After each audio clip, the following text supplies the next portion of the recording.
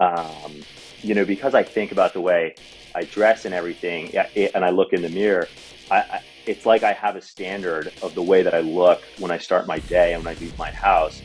And that type of psychology then infuses in everything that I do, right? And life is either like a vicious circle or a virtuous circle. And I set the conditions for a virtuous circle every day by like being deliberate in what I wear and thinking like, how will people react to me when they see what I wear, right?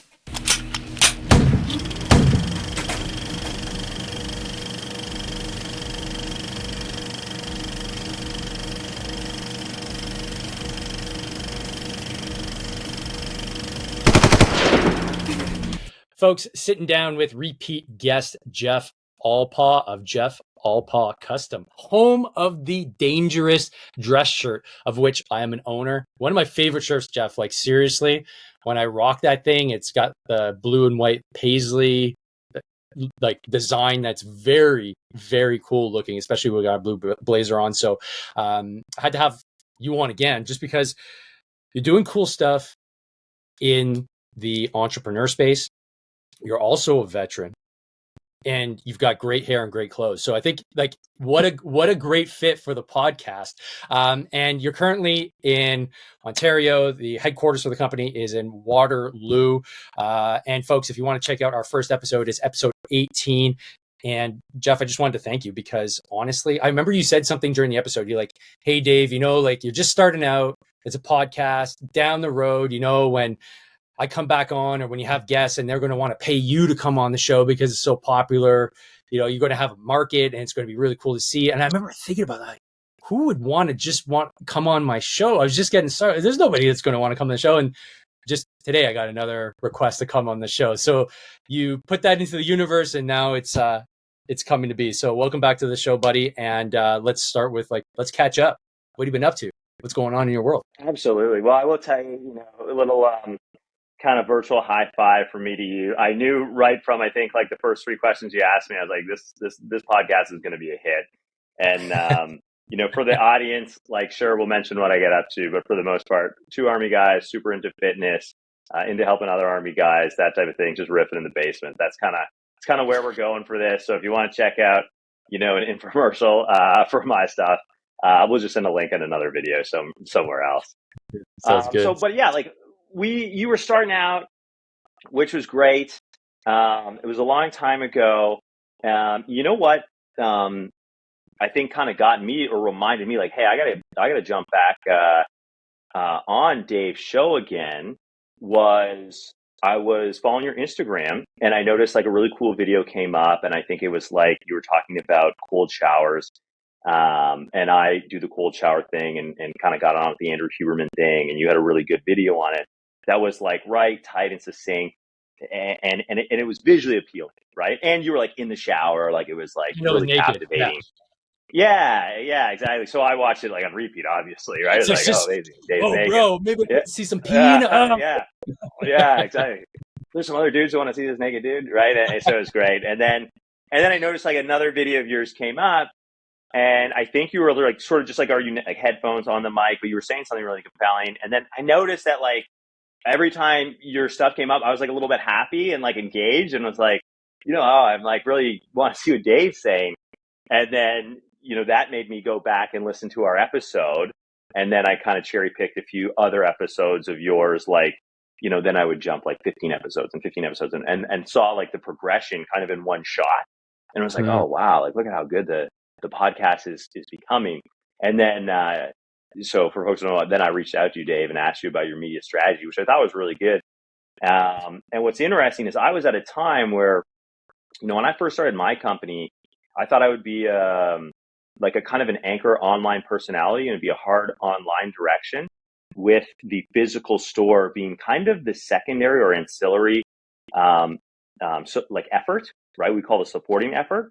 And what happened was I found success in the store and kind of made the store the main effort and the online piece, the supporting and ancillary, and eventually like really let this piece fall away. And if you were to like follow, say like all my posts or whatever from like 2016 to 2020, you would see the same people and lots of engagement and all this type of stuff. And then you would see at a certain point, I maybe get focused on the analog and totally forget about the digital, and realize that, my strategy took over for me instead of me like owning my strategy and really remembering how I wanted to start things. And your videos, I was like, oh yeah, that's what I'm supposed to be doing. I'm supposed to be attracting attention and connecting with my community digitally, and then having other people run and sort out the store. Do you see what I'm saying? Like, that's how the funnel is supposed to work. Yep. And we had a great conversation. You hooked me up with the right people, and that's why actually, like, I got a new house fairly recently, and this is my content room. This is my content studio, and folks can't see it, but the lights are huge and massive, and there's like a roll down screen for photography and all this stuff, right? And I've recentered on my original strategy, which has been really good for the company. And so thank you, Dave. Oh wow. Yeah, well, I mean, it's just this is the most Canadian thing about a podcast right now. We're just sending thank yous, but like on rap, right? It's like, oh, thank But if I went you. for people to know, if I went on other podcasts, I wouldn't be able to do this. Like, it actually was like, we had this conversation. It was a pretty in-depth conversation. And if somebody was to look at my Instagram, for instance, the conversation you and I had about, I think 6 months ago, we'll say, roughly, you would see a noticeable difference. Like, the direction has changed, the video editing's better. Like, I put my time, energy, and focus on that where it wasn't previously. Well, I mean, the videos that stood out for me, and I don't know if that was a consequence of you just realizing you need to like zero in on the online strategy, was your not tying video. That was good. Was that a consequence of being more engaged online and just doing what you know best and showing others how to do it? Is that it? Well, you know what happened with that one was I made a video about how to tie a tie. Because I was like, you know what? Like, for a long time, it's just been still pictures of me wearing something cool, right? I've been mailing in the digital side and the conversation side. So why don't I show people, why don't I teach everyone how to do something that's going to be very useful to them, right? And see how they respond. So I did that. And a lot of people were like, hey, thanks, da, da, da. And I was like, oh yeah, that's what I'm supposed to be doing. So then I showed everyone how to tie a scarf in this really kind of neat way, right? And anyways, I showed everyone how to tie a scarf. It's like in front of my Christmas tree, whatever. Camera's like up my nose type thing. And I put it on TikTok there, and it got, say, like 10,000 views, right? And if you look before this video, all my videos had like 50 views or 300 views, right? Like like I went on TikTok and I didn't like add my friends or whatever. I had like 0 people follow me, and I followed 0 people. I put some videos on. I had no engagement. And then I put this video up, and it's like, oh, okay, people want to know how to tie a scarf. So then I shot it a little bit more professionally, but I edited it myself. Like, it's not like I did like anything really great. And 2.5 million people watched this video, right? Oh, there's like 6. Yeah. So I went from 13 followers the day before to like 20,000 followers, right? And you watch this video, it's like 13 seconds, right? It's like, you go like this, you go like this, you go like this, you go like this, right? It's a very quick video, right? Yeah. And there's like 600 people, and about 500 of them are commenting that like anyone who wears a scarf is gay. And then about like, if there's a pie chart, that would be like the biggest color. I know some guy's going to get offended that I said, GAY, but like, this is what people are saying, right? And then, about 50 of those people were saying that this guy looks a lot like Tom Cruise, which is kind of funny because then my actual friends in real life were like, you kind of do look like Tom Cruise. And that became like a thing. So that was like a sliver of the pie chart. And then 50 people were like, dude, like, I can't wait to tie this tie knot. Thank you so much, right? And then I think you and I had spoke like between my first one where I shot it like up my nose at Christmas time, and then when I was like, I'm going to reshoot this one and see if it like just looks a little nicer, if people like it. And then I hired like a video editing, like a content team, kind of on the strength of that, realizing like where I need to be is actually outside the store and thinking about content. And, I think one thing that kind of hit me, you know this guy, Mr. Beast? He's like he like makes videos for kids. Yeah, I've never even seen one of his videos, but I heard that he opened like a hamburger restaurant.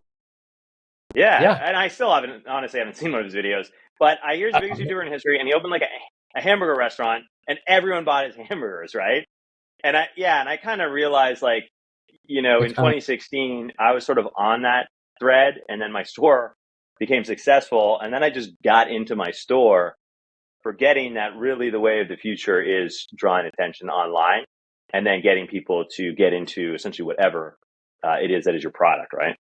And the best line I've heard is from Alex Hormozy's podcast, and I don't know if you know who Hormozy is. He wrote $100 Million Offers. No. Honestly, It was shout out to Greg Potapenko for just casually suggesting to read this book, because I wrote him because he's a marketer. He's a veteran too. He's been on the podcast a few times. Great dude, but he's very low key.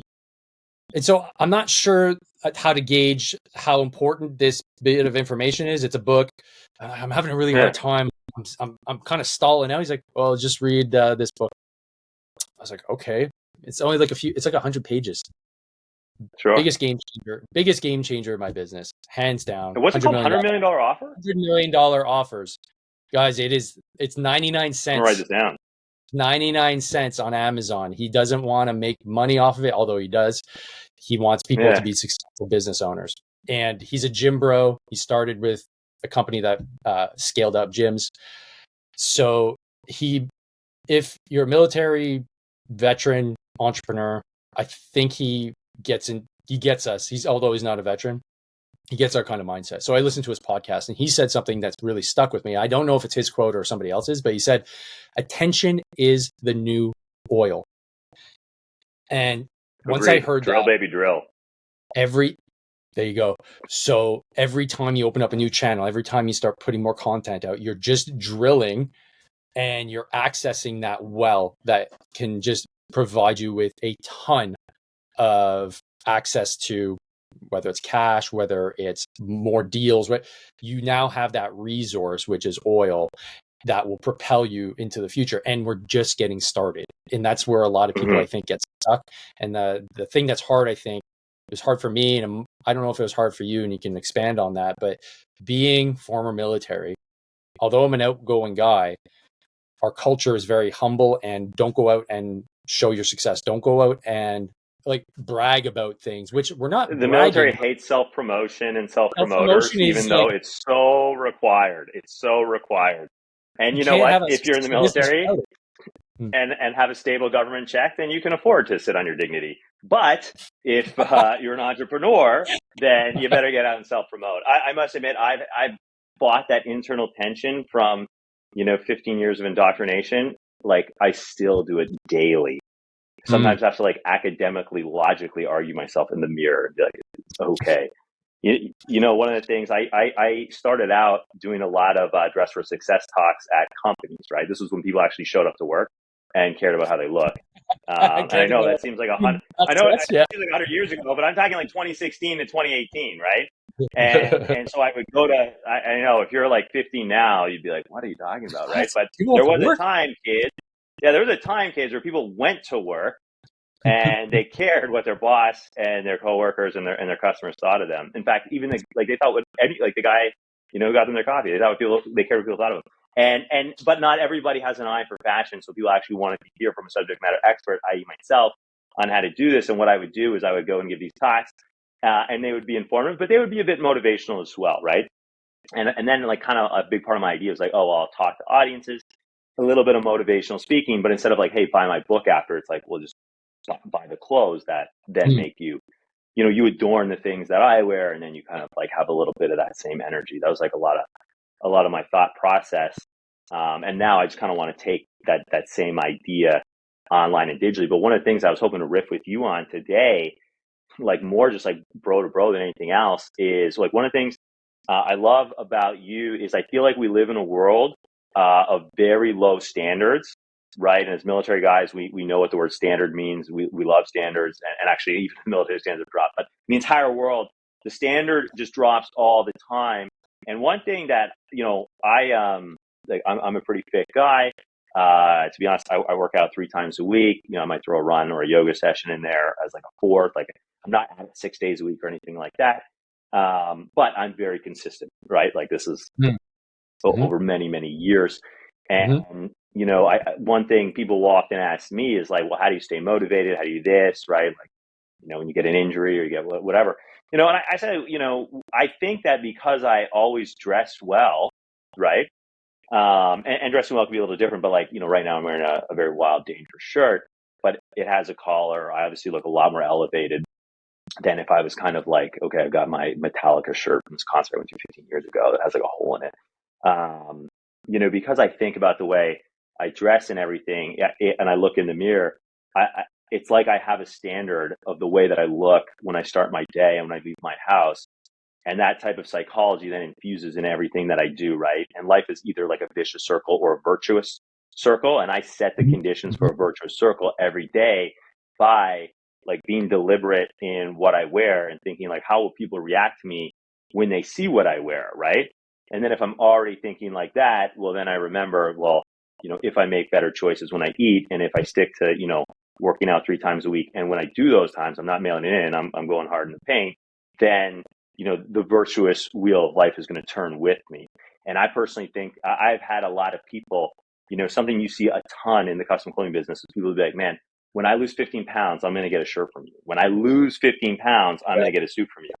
And what happens is 2 years later, they come, like, you know what? I didn't lose the 15 pounds. So I'm probably just not going to. So I'll get this shirt from you. And then they get a shirt. And then, 2-3 months later, they come back and they're like, can you take this shirt in? I lost 15 pounds. Can you believe it? And I'm like, yeah, I can believe it. This happens every time because you're trying to like switch the order of march, right? But like, if you're thinking about what's going on in your body, you're now thinking about your body, and you psychologically told your mind that your body is important. If what you adorn your body is important, then your body is important, which allows you to follow through on the actual difficult part, right? It's pretty easy to throw on a shirt. It's a little bit more difficult to get up an hour earlier and then walk for an hour, right? And then if you're running or if you're lifting weights, right, it's even more difficult, right? So anyways, I just like love the mind-body connection stuff. I love what you're putting out. And I know that one of the things that you help guys get over is like, hey, I used to be this absolute beast. Now I don't have the same purpose and I don't have the same physical capability, but somehow I have to raise my standard from nothing anyway, right? And you and I both know it's so psychological. Yeah. So psychological. Absolutely. So that's why I love Absolutely. riffing with you. Yeah, I know. You're talking about the virtuous cycle, and I talk in terms the same exact terms. I use just the Dave Morrow downward spiral shit, which is still a positive feedback loop, but you're just going in the wrong direction. And Right. I can recognize now when I get in it because Yeah. I start going to bed a bit later, and Screen I time. watch I watch an extra YouTube video because I like conspiracy theories and watching stuff about aliens.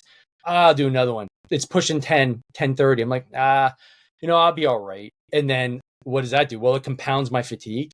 It means I'm shittier in the gym. Then I get down on myself because I'm like, well, how come I didn't lift as much in the gym today? Oh, it's because I'm tired. You know what? I'm going to sleep in on Wednesday. I'll catch back up. And now I'm missing a gym session. But I can catch myself now, which before I wasn't able to do. So then the downward spiral gets stopped. So the awareness is there. Now the virtuous one is the one I'm trying to always get into, which is what I call the Dave Morrow power cycle. I gotta label everything, Nice. right? I'm not. I gotta trade. Oh, buddy, if you're not branding, you're not even starting, in my opinion. So that's just making sure that when things are going well, to put my pedal to the metal and keep things in that positive feedback. Yeah, push that flywheel. It's a flywheel, exactly. And again, the hardest thing is maintaining that momentum because inertia plays such a big part. And what you talked about, the way you present yourself. So one of the things I do when I recognize that either things are starting to fall off the wagon or things are getting better is I primarily work from home. I don't, I don't have an outside office per se. I do work sometimes. I rent places, but the bulk. So you got to really think about your motivation. So it could be very easy to stay in the box. Like I personally hate work. You know what? I'll be honest. I don't really like it anymore either. It's played now, but I'll still get up and I'll put on a collared shirt. I'll put on my nice Lululemon pants. I'll come downstairs. I'll grab my coffee and I'll start to work. And lo and behold, I feel more productive. I feel like I've got a control of things rather than staying in my sweats all day because I could just stay in my underwear all day and not give a shit. But as soon as I put, and I've had people ask me, well, hey, were you going somewhere today? No. They're like, oh, okay. And it's just, I got that initially from the school I worked at. I worked at a high school, a private school. Is an all boys Catholic private school. They all had to wear a suit and tie to school. That was, they could get whatever suit and tie they wanted. The uniform was, you had to look presentable, no stains, and so they set the standard because they always said, look good, feel good, do good. And that stuck with me. Even more so than I think the military. The military was just, I was indoctrinated so young. I didn't really get the lesson until I got older. Right. Having the sleeves properly rolled, having the boots properly done, was not to cock you around so much as to set a standard so that your baseline discipline is better than everybody else. And if you can't get this right, what else are you getting wrong? So you set that up for success. You make it as easy as possible. You set the guidelines and say, this is how you present yourself every day. Can you do this? Awesome. And then from there, you can have a whole set of things that can go well, knowing that you have that backbone, which is dressing well. And yeah, on the fitness side of things, I like to be able to show that I keep myself fit through my clothing, if that makes sense.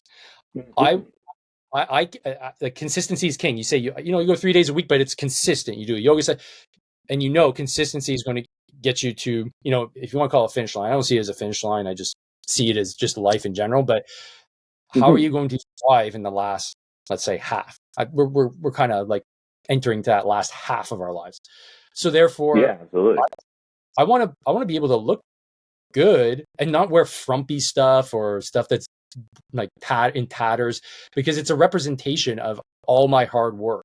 And there's a study, I can't remember where it came from. I can't remember if I heard it on Chris Williams' podcast, but it is a known fact that if you dress well and you're thin and you're fit, people automatically judge you as being of higher net worth and value than somebody who comes in like slovenly and out of shape, even though that person might have better qualifications, have a much better resume than you. Just by virtue of having a better physical presence, you're already setting the standard for that individual to judge you. And you cannot get away from judgment, because that's who we are as human beings. We like to make things as fast and as simple as possible.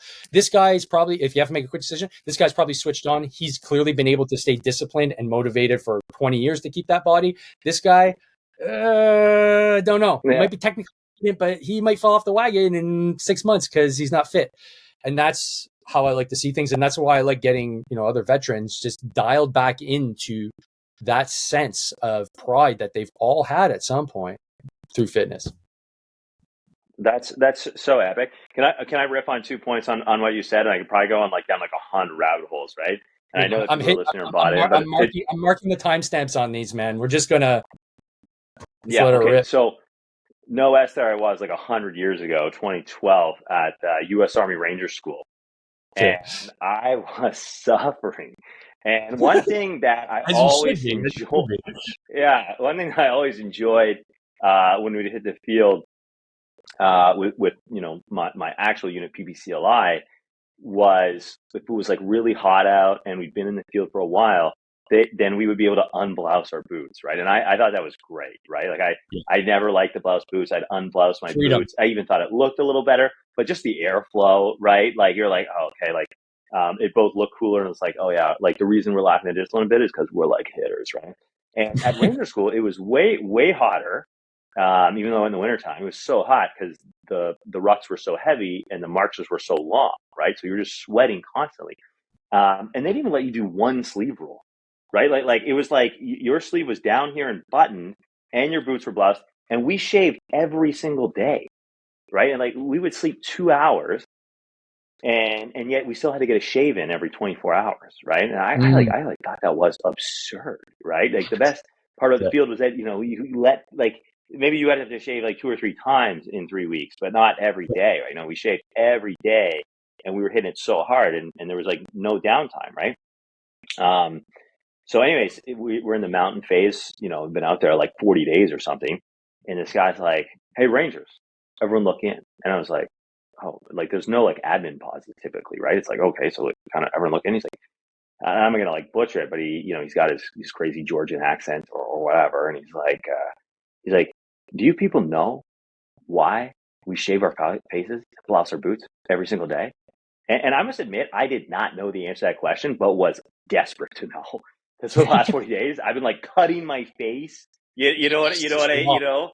Yeah. and there's no chits there, by the way. Like, no one cares that, like, oh, you cut your face. Like, Oh, shave it again, I right? get but Sarge, I get ingrowns. Shut the fuck up, Yeah, you. I've been ingrown hair. Like, yeah, like, then shave better. Like, nobody's gonna care, right?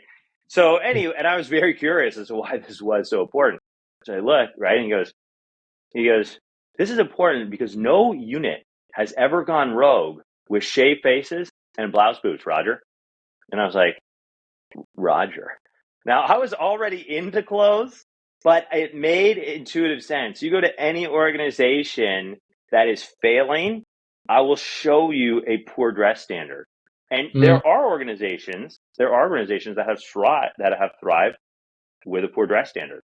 I would argue they haven't thrived for long, right? I would argue that maybe they came out with a really innovative product and had the right personalities. And I would argue that once competitors caught up and the product wasn't so innovative, they then started thinking they needed to be a bit more productive to keep up, yeah. and they changed their dress standard. You can see a team that is winning will dress well, and a team that is losing will dress poorly. And you might say, hey, I see a winning team that's dressing poorly. Wait 5 years.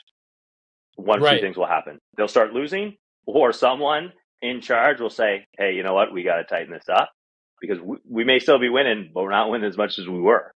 Right. And that's just the facts. So I thought that was really interesting that, kind of like the original Special Forces unit kept that as such a tenet, the dress policy, even in the roughest times in the field, when if anyone would have an opportunity to say, yeah, it's a little ridiculous. We can loosen up the bottom of our pants a little bit so that air can get in. It would have been that, right? Yeah. Yeah. Absolutely crazy. That was my favorite part about Yeah, being on tour. That was my favorite part. I was like, oh, right. it's Yeah, you 60 look so degrees in the sun. badass. Your sleeve It's is like, open a little bit, maybe rolled once or as the twice. sweat, yeah, as the sweat like Yeah. pooled down my boots, I was like, oh, this is pure heaven. It was such a Yeah. liberating feeling to have that just little bit of freedom thrown my way because yeah, it is insanely hot, but there's 100%. And that's, you know what, when it comes to being able to have a bit of wisdom, it truly, you cannot gain wisdom until you're older because you have to experience things to have the lesson, give it enough time to sink in. Mm-hmm. You could have told me that at 20 years old. I probably did have a sergeant tell me at 20 years old. It just Mm-hmm. didn't have time to sink Yeah, in. but it's just like, sure, Yeah, it's buddy. like Sure, all Sarge. right, old timer. All right, old timer. Yeah, all right, yeah. Yeah. Thanks. I'll keep these stupid like boot bands around my calves, tightening ever so slightly every day, cutting off circulation because this is for discipline. But then you realize as it starts to slide, and that's what I see now, right? Like I was at my unit. Jesus, probably like 6 months ago, maybe 7 months ago. I don't know. Like again, it could have been 100 years ago. I don't know. Time is just now distorted in the space-time continuum. Yeah, absolutely. So I'm in my senior NCO's mess, having a brew, and so in my unit, sergeant majors are the RSM. So I'm going to say sergeant major just because that's what I'm used to. Sure, yeah. But He walks in. His boots are unbloused. His pants are unbloused, and I'm like, what? There's something visceral happened to me. Yeah. And I was like, Am I the I sergeant major felt, now? yeah, something happened inside. What the fuck is going on? Like Yeah. I pulled one of my buddies. I'm like, what's going on? Is he okay? Like I thought like he Yeah. had lost his mind. It's like, no, that's the new dress standard. You could just unblouse your boots in garrison. I couldn't deal. I don't know what that was, but it's probably what you're talking about. That there was this wisdom that has sunk in that now I'm seeing, oh, this is the unraveling where you have this standard, but now it's anybody can kind of go any standard they want, and that doesn't sit well with me. And so I had to kind of tackle what that was, and it was that feeling of chaos in the organization where I didn't expect chaos to exist, and that's what kind of hit on me. Yeah. Well, I'll tell you another thing, just on like clothing and like raising standards, and I'm like obsessed with the lowering of the standard in our society in our day, and I think a lot of people at my age range are, because we were part of the problem, and we know Wait, it, you're and we were. in your 30s or in your 40s? I'm in my late 30s, Yeah, okay. and I So usually it's get really, early 30s. This guy's giving me 40s. This is ridiculous. Uh, yeah. I don't know. I don't know these days. I don't know. So Yeah. go on Yeah. on a tangent. I'm at the gym Yeah. a few months ago, and he's a kid. What? 20, 21, right?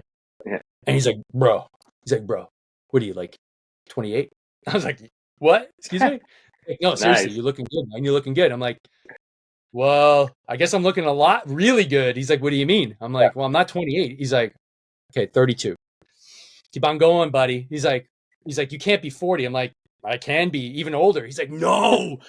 Yeah, I'm getting close to 42. He's like, what are you doing? Seriously, what are you doing? I'm like, I don't know if you're fucking with me or, I mean, I just, you see me. I come in pretty regularly and I don't poison my body. I think Yeah. if you follow that, Yeah. you'll be good That to go. helps a lot. That helps so much. Yeah, such a good point. We're gonna jump to that one in a second. But I'll say often, semi-often, I'll go to high schools and talk. Like especially if I know the teacher or whatever, I will. They ask me to come in, I'll talk. And I've talked at a few private schools and a lot of public schools. And I love going to the private schools. I remember I went to this one private school and everyone just looked amazing. And at the end, the guy was like, "Hey, it's kind of ironic that we had you come in on dress down day because on dress down day they wear khakis and like a nice sweater, right?" And That's right. and I was like, I didn't know it was dress down day until they told me because I had spoken at a public school the week before, and everyone looks friggin' terrible. Like the Right. children in our day now, like the teenagers, they look so bad. And maybe if you have a teenager, which I don't, right? Like yourself, my children are young, but if you have a teenager and you just see one, it's like, oh, it's maybe my kid. No. When you see them as a collective, like in the hallway or you're at the front and you're looking at them, it's like I'm just gonna tell it like I feel like disgust, right? And you're like, you have It's a not reality. been set up for success. I'm here, a guy like thinks about clothing, thinks whatever, and like you people have been set up to fail, right? Like it's kind of like you said, like, hey, the guy looks right and tight. He's gonna get all this. Like nobody's gonna care how many degrees you have if you just look like a pump, right? It's just Yeah. like my understanding, what I have read is that our first judgment of somebody is in an eighth of a second. Like you don't even have a second to say like, don't worry about how I look. I'm super smart. Like no, like that's it, right? And the questions you're asking are like, can I beat this guy in a fight? Can he beat me in a fight? Right? Is this a good mate? Or like, do I want this person to be in my tribe? Do I want to be in this person's tribe? Like you're like making those assessments in an eighth of a second, right? You know what? So On that topic, just to interrupt you, one of the first things that guys look at when you're meeting a guy for the first time? no, Biceps. well It's maybe. biceps. Oh, and that makes sense, right? Because that first one is like threat, no threat, right? It just is That's the ability to strike. We intuitively know, like, if you have a strong bicep, you can throw a pretty good punch, and it can really hurt. So the right, bicep size, and also it's a sign of fitness. If you have big arms, they didn't happen from writing books and drinking pints, man. It's from hard work. right, So psychologically, we right. know this dude is all right. Yeah, Track it. there's a You're good. potential for a threat there, right? And your mind would want to know that. Anyway, yeah. So, anyways, it's just really funny. But then also, you go to the private school. They're wearing ties or at least a nice sweater, and then it's like question time. You should hear the questions they ask. Like it's like such a cut above. You go to the public schools. They look terrible. Like my primitive brain is being like, I don't want any of these guys in my tribe. Like, yeah. And then you should hear it. Like the questions they ask. Like you tell, like the mind is not the same level. You can say, well, there's money and there's this and that. I'm sure there is, but at the end of the day, the kids at the private school believe that they're the leaders of the future. I mean, part of it is they're told that. Part of it is they have good role models. Their parents are pretty checked out. That's how they got there. They're like, if my dad is like this, if my mom is like this, then certainly I can be like that too, right? But also when they look in the mirror, they see somebody who they would want to be on that person's team, and they know the rest of the world sees that, right? Whereas like when you're a teenager in your formative years and you look in the mirror and you might think a lot of things. You might think I look cool. You might think like F everybody, I'm such a rebel. But ultimately, you wouldn't want to be on your team if you had a choice. Like that's just not a good, that's just such a low standard. It's not a good way really to go to go through your day to day, right? Because you're building a habit, a mental habit that is going to set you up for failure later, right? And then, you lead into fitness, right?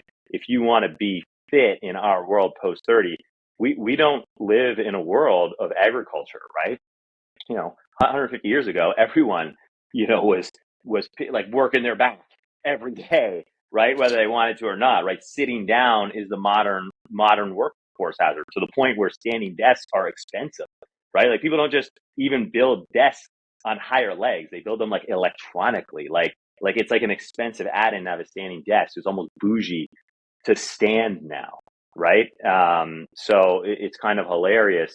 But my point is if that's like the mental framing that you have, well, in our day too, like, all food has so much sugar in it, right? I bet you both of us could go on and on about just like how horrible modern food is, right? I'm actually pretty like cognizant of that, right?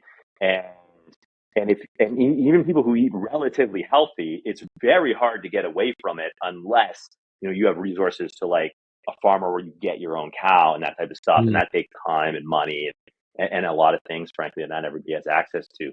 So if you're just kind of going to the grocery store or whatever, you're intaking so much more sugar and so much more chemicals than people even 50 years ago, and to a dramatic effect, right? The only way you're going to stay fit in our day is through exercise and through discipline and through habit. And I believe that if you dress in a way that when you look in the mirror, you believe that you're kind of like have some worth and some dignity, it'd be a lot easier for you to navigate those modern obstacles. Yeah. Oh man, I think everything you mentioned there about just the lowering of the standard, and I don't know why.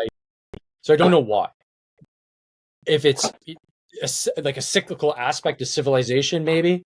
I mean, it's likely a consequence of good times.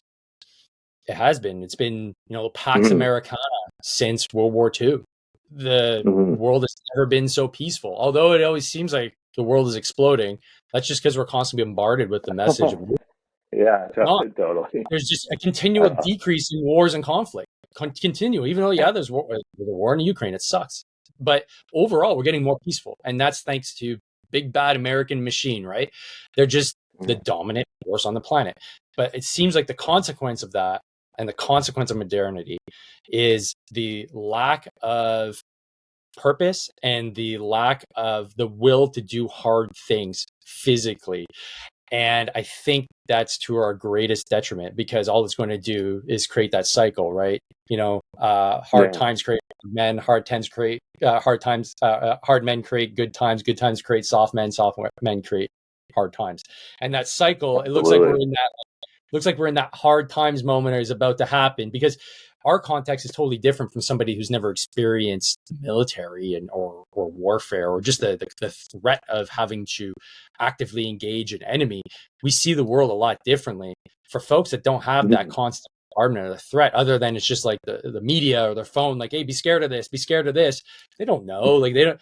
We can see, well, no, even in our world, like where we're supposed to like hold the line, it's dropping. It's the standard is dropping, and that makes me feel uneasy, because we're supposed to be just that last bastion of hope, of like holding the line, and that ancestral knowledge of the hard times, which you could say is World War II.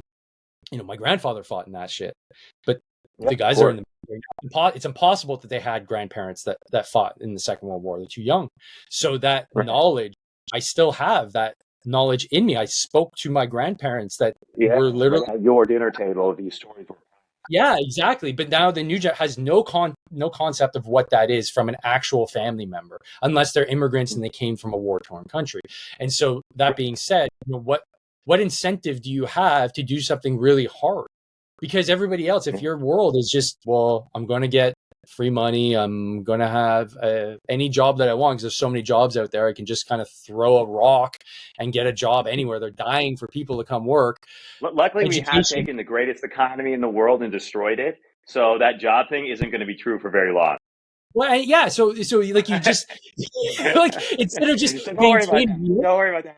Like, consistency is king. Okay, we've got something good. We've taken that one off the table. Keep it moving along. Let's keep it moving along. And they're like, nah. We can just take our eye off the ball. Everybody can get sick and fat and just sit at home and not worry about their long-term health. And part of my mission is I think that the only way to, if you want to say like change or course correct, is like radical fundamental responsibility for your own health and wellness, because there's no way we're going to tackle it from the top down, in my opinion. It's just too big of a machine. No, I completely agree with that. So you need to it's a personal choice too, right? Like is somebody going to manage every meal you eat? Right. And then exactly. Then you have like you would literally need a one-to-one system. Like everyone would have a personal trainer. Then who's training the personal trainer? Then who's exactly? So it's like you need to just be responsible. And then where do you get that first kind of spark where you want to actually make that change? Because I used to be really hardline with the fatties out there, and I'm speaking as a former fatty too. Like I was a fat kid, so I think I'm just calling fatties. The issue was like I had disdain for them, and it's kind of like in the military. At least the guys that are in the reg force, they used to be reservists, were the biggest reservist haters. They were the ones that would always be like, "Hey, fucking reservists, tune weekend." Where I'm like, "You were reservists, weren't you?" Yeah, self-hating reservist. I get it. You think about it now. Okay, I got it. Yeah. Same way if you got thin after being a fatty, you have this disdain. It's like, I did it. Why can't you do it? Get on your horse. And it's possible.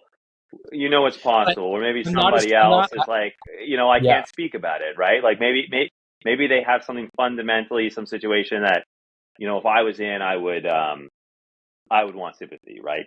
But you've walked that line. Yeah, I don't, and it's because I don't see it from that point of view where it's a moral deficiency. You walked it.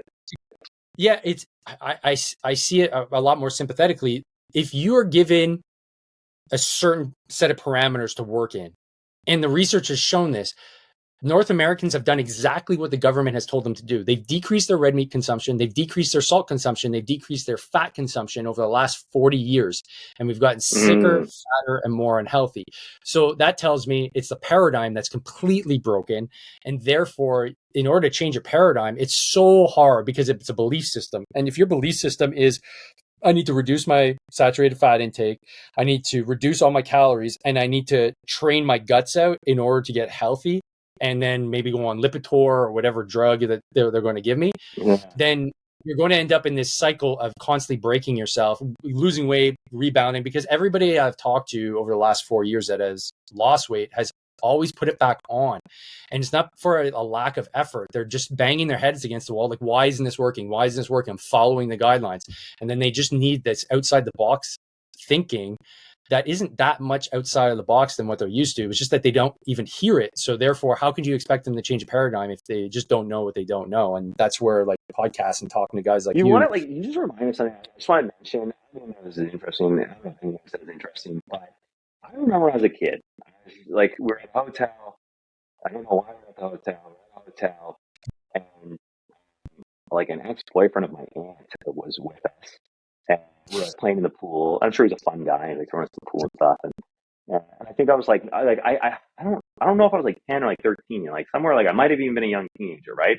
Or an older kid. And I remember, I don't know, I was like eating steak or talking about how I like steak or something. And he was like, you don't want to eat red meat. You eat red meat. And he was a vegetarian. I think maybe I was poking fun of him. This was before people made fun of vegetarians because it was before there's a lot of them. But I was like, right? Yeah, now it's like a thing. But and I was like, and I was like, but I love meat or whatever, right? And he's like, no, he's like, if you eat meat, you get to my age, you'll have 20 pounds of red meat in your gut.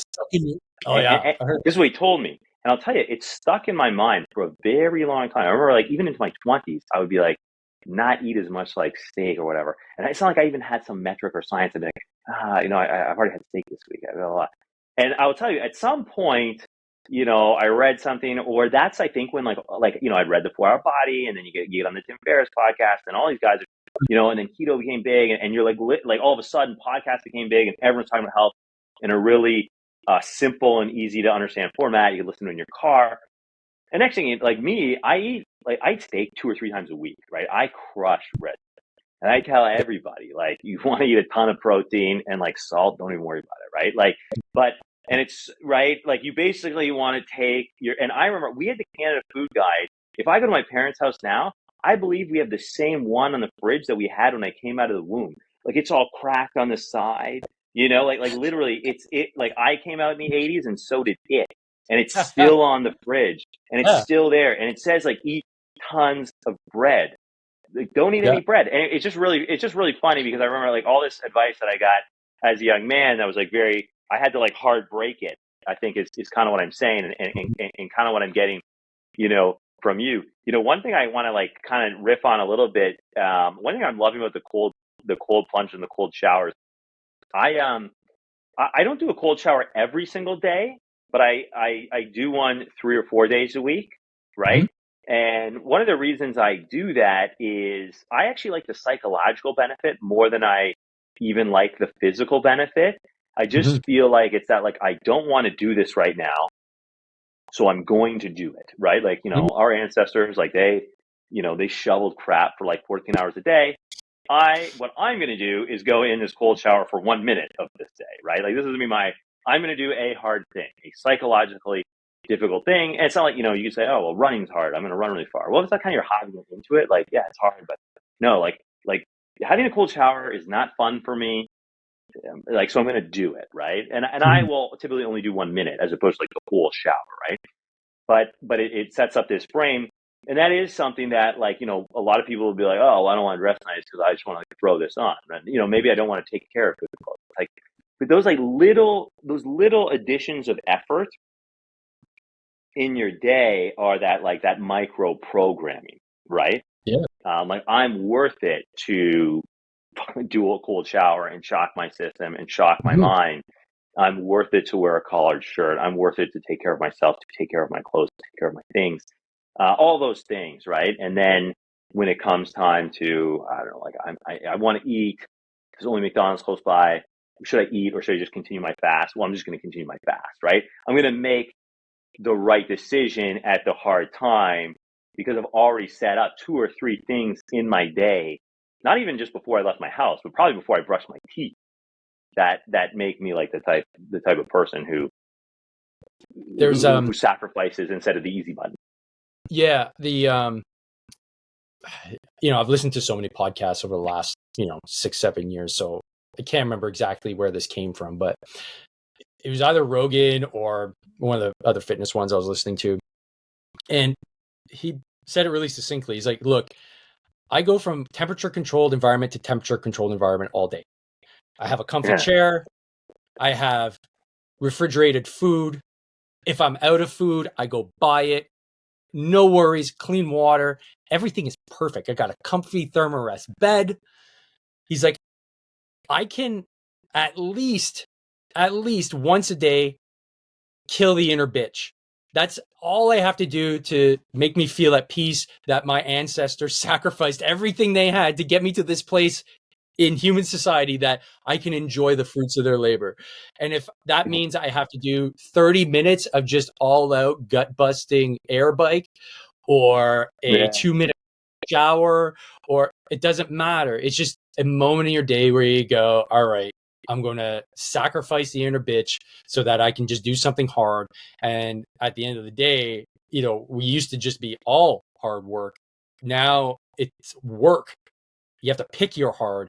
That's the luxury we Mm-hmm. have of living here. And to go on a tangent when it comes to like mental health, I truly think a lot of the issues we're seeing is because as a species, as a being, we are bred, we are born to do demanding things. And if we Mm-hmm. don't do it, depression, PTSD, all these things are an important signal telling you, dude, act, do something, do it right Yeah. now.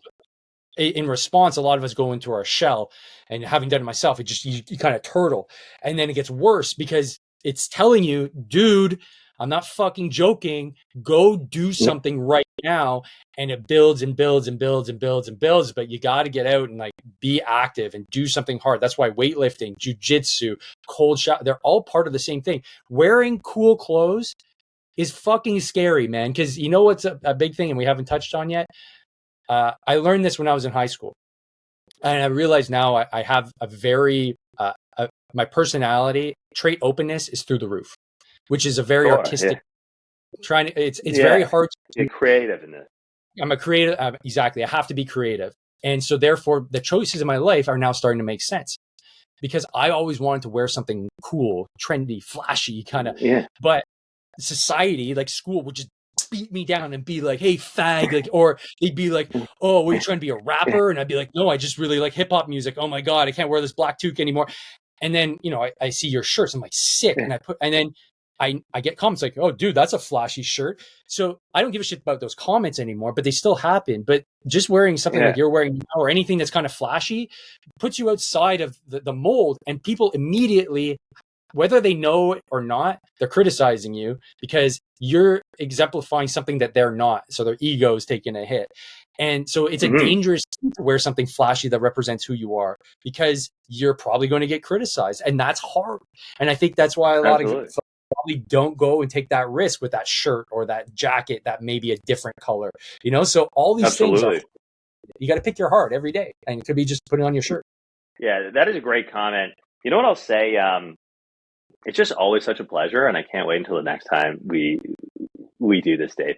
I think it's been a great theme of the lore and the standard. I'm gonna drop one more kind of like interesting thing that I think like the folks in your audience would just appreciate. It's that there's this YouTube channel I've recently started watching, and I mean like in the last like week or two. So I've only seen like 5 or 6 videos, but I found it really fascinating. It's called What If Alt His, as in like what if alternate history. What if alt his? Guy's like 20 years old. He puts together really interesting videos. Most of them are about history, but this one, the one I listened to most recently is about online dating. And I was like, or modern dating / online dating, since online dating is the only dating in our modern culture. And, so I'm happily married. I've been married for a long time. I'm, I've got kids. I'm hoping to have a lot more. So I'm pretty traditional like that. And I will sometimes think about, dating today, and I miss like Tinder and all this nonsense. And you do too. And I thank God, for that. And so I wanted to listen to this guy's take, who is well versed on history on online dating. And maybe he had like 6 points, right? And I'm kind of listening to it in the car, passively listening. On the 6th point, he was like, we are starting to resemble animals in a zoo. And I was like, did he just say we're starting to resemble animals in a zoo? And he's like, I'll say that again, because it's a little bit different than everything else we've been talking about. We are starting to resemble animals in a zoo. I was like, oh, okay, that's what he's talking about. And I guess animals in a zoo across all species, whether it's like a gorilla or an elephant, doesn't matter, across all species, all elephants in a zoo start to adopt a lot of similar characteristics. One is the grinding of teeth, and another is this like obsession with grooming, or what they call over grooming, right? People might accuse me of that because, I got the hair, I got the bod, I got the shirt, the whole thing. But the point is, these animals do that, right? And they do like 5 other things. I just can't remember them all, right? And he was talking about like these Korean pop stars who like literally like they groom 20 hours a day. Like the actual pop stars sit there and groom themselves all day, and they have people who groom them so long, like more hours in the day than is reasonable, that they're not like trans or anything, but they actually just do look like females, right? Like they are males who groom, and the audience, like, that's what they aspire to. Like, people aspire to groom themselves that much. And it was just really interesting because, we as a people are starting to resemble zoo animals because we have no purpose and no danger and no hardship. And that is like the life of a zoo animal. And that is like now our life, right? And you just kind of made me think of that when you talk with Joe Rogan, like air condition or temperature control, right? Yeah, you get it. Yeah. And that's exactly it, man. Like it's a real privilege to be able to pick the hard shit that you get to do during the day. Because at no other point in history, well, okay, let's just say in modern history, that really hasn't been a thing unless you were an aristocrat. Now, almost everybody can do it. And the default is don't. Why? It's more, why would I? And so it's convincing the individual that is of that opinion. Well, why would I? I can just eat Cheetos, go online, find a girlfriend by swiping left, and all these things are convenient. But the cost of convenience might be your soul. So are you willing to put that on the scale? And it's just really interesting times to be living in. And that's why I use the hard to kill motto. It's just, what are you doing today to make it a little bit more harder to kill? Because that's essentially it, man. Especially once we have, like, and now too, once you have kids, right? The impetus to remain fit and stay hungry and stay sharp means a little bit more, because there's absolutely offspring on the line. It's you get dreams where it's like it's hardening up your mind, because I get dreams that my kid is being like taken, like it's fucked up, and I wake up like but all it is, it's like, stay sharp, stay frosty. It's totally part of who you are. And so it's like, okay, gotta stay fit, gotta stay healthy. But another this is going on another tangent too. I just saw this video about, like, kids that are abducted, and the guys that they interviewed a guy that like abducts kids, and just like, horrible monster of a human being. He said, like, when we look for kids, we look for kids that have dads that are not a threat. That's like the first thing we look for. Because if I feel that there might be a threat from a dad that's fit, healthy, looks like he could beat the shit out of me, I'm not even going to bother. Why would I do that? Why would I do that risk? This is a highly. This is another guy who's totally unprepared. Exactly. So, and that's that. I just saw that the other week, and I was like, whoa. It was hard for me to watch, but it made a lot of sense. And I was like, yeah, even more reason to keep on doing the deadlifts, keep on working out, keep on looking good, making sure I'm well presented to, every day when I leave the house. Like, I'm not paranoid. I'm not like, there's perverts everywhere trying to steal my kids. But it's just always be somewhat ready for whatever may come. That's just part of being human. So, Jeff, man, this has been an awesome conversation. We got so many different things to talk about. The next time we do this, we should do it in person. I think would be the next. Wait, you know what? Next time we'll do it in person. And you know what? Maybe a cool subject would be is some cool stuff that we actually do with our children. I think a lot of people listen to the podcast probably do have children, or are on the cusp of it, right? Anywhere in that 25 to 55 band. And I am. Some people love it. Some people are like, this guy's nuts. I do a lot of. I go to a really nice gym, and yet I also have a really nice home gym, primarily just so like the kids can watch me train. Like, I want them to see that at a young age. I also do like weapons drills, and like my kids watch and everything. Some people would be like, that's insane. Like, your kid's 1 year old. He sees you handle a weapon. He sees me handle a weapon almost every day. And I'm not like a violent guy or whatever. It's just like, it's something that I like and I'm interested in. And I actually think it's a good thing. Like, they do know that, like, and I take my kids for army runs almost every single day. We went for an army run today, pouring rain, right? And that's just a run up and down the street, right? They think the army thing's great. I use it as a parenting crutch all the time. Right? If they don't want to eat their steak, hey, guess what? If you don't eat your steak, you're not going to be big and strong. If you're not big and strong, then you're not going to be in the army, right? And then kid one is like, oh yeah, I'm going to be in the army like you, Dad. But not Luke. He's not going to be in the army. He's going to be small and weak. I'm like, yeah, Luke's going to be small and weak. No, I'm going to be big and strong too, right? So I bet you we both do a bunch of crazy stuff like that.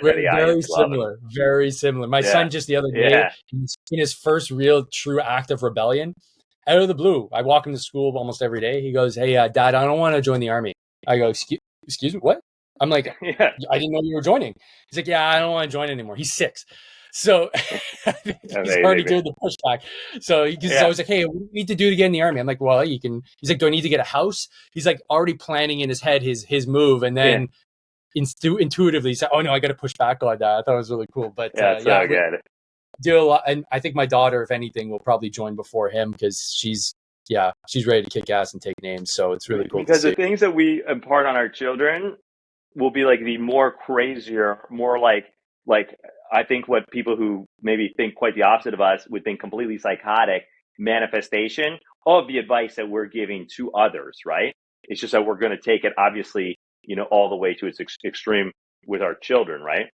Well, I mean, like, case in point, like this weekend, my son did his second jiu-jitsu competition. I was there with my best friend too. And he's like, dude, why are there so many kids here? I'm like, dude, it's the way of the future, man. We're building a warrior class here. He's like, this is insane. How old are these? I'm like, you can start at 4. He's like, 4? He's like, man, these kids are going to be dangerous. I'm like, freaking rights are going to be dangerous. Very dangerous. Yeah, and my son and my daughter and myself, and that's the great thing about, I'm just getting started. I'm a white belt too. I'm doing it at the same level he is, and he sees that and he sees me struggle. And it's something that I love doing with my kids and just showing them like, look, man, there's more to it than, just going to school and, like just showing up. It's, you got to put the work in, you got to train, you got to do all these little things. And they're just, Dana White said, I don't know if you follow him on Instagram. He said, wow, it's a really popular reel right now. He's like, we're talking about lowering standards. He's like, if you just put in the work, he's like, you're just going to run over people. There's just not going to be any competition. He's like, if all you do is just focus, do your work, do your training, you're just going to run everybody over. And I want to be able to set my kids up for success in a way that if you had a generation ago, they would, of course, that's what we do. Now it's the absolute polar opposite of what's expected. Yeah. And they're going to be the leaders of tomorrow, man. So to, wrap this all up with, the lowering of standards. Once the standards get lower, the only acceptable action is to freaking set that bar 10 times higher than the last one and strive for it, man. So good to have you here about this. Dude, thanks for the time. Thanks for the chat, man. I can't wait to do this again as your podcast just grows and grows and grows. It's just been exciting to both watch. I get to be both a spectator and then every now and then, every couple of years a player too. So it's excellent. Yeah, man. It's the fruits of being an early adopter. That's it. And you know what, Jeff? I'll say it here. I haven't actually mentioned it officially yet because it's not a 100% official, but I want to get the buzz started. The Military Influencer Conference is coming to Canada next year. It's going to be, for now, looks like we're going to be hosting it in Montreal. It's going to be me and my business partner, Mike. It's going to be working closely with the team down in the United States. And it would be great to have company like yourself showing off your shirts and showing off the amazing work and ideas that you're putting out there in the veteran space. So really excited about that, man. And this is just how we grow, man. This is how we build our community. That would be awesome. Hey, I'll mention one last thing. Not that I'm taking the last word. It just it occurs to me something I wanted to mention. Have forgotten. I think it's super important. So if people are military or former military, and they do want to get a custom shirt, I won't run you through the process. You can check the website out for that, but you can use the code CAF20. I've only ever had one, and we're like, I've only ever had one guy kind of like, what do they call that? Like fake honor or something, like abuse that code. I didn't even call him out on it. I let him run through it, but then he's like, oh, let me take, he basically admitted it and realized, and I was like, dude, no stress, but anyway, it is honor system CAF20. But what we'll do is, we'll make a code, when this episode drops plus 2 weeks, Morrow 20, anybody who's a fan of this podcast, I'm a fan of, and they can get 20% off, just like our active military and our veterans. Sweet. I love it, man. Yeah, this is always a pleasure, man. And keep doing what you're doing, because you've just got such a creative take on how to be healthy and be a better human being just by virtue of looking good. But you embody that every day. So keep on doing what you're doing, man. I love it. All right. Peace, brother. Thanks. Cheers. And don't forget, folks, train hard, fight easy. See you on the next one. Peace. I hate t-shirts that get floppy in the arms after 10 washes. So that's why I created a bunch of t-shirts with high quality cotton just for you, so that you can go to the gym and look fresh, sport some philosophy, and smash those PRs looking good. So you need to head to davemorrow.net/merch, grab yourself a hat, grab yourself a t-shirt, grab yourself a sweater, and support the cause today.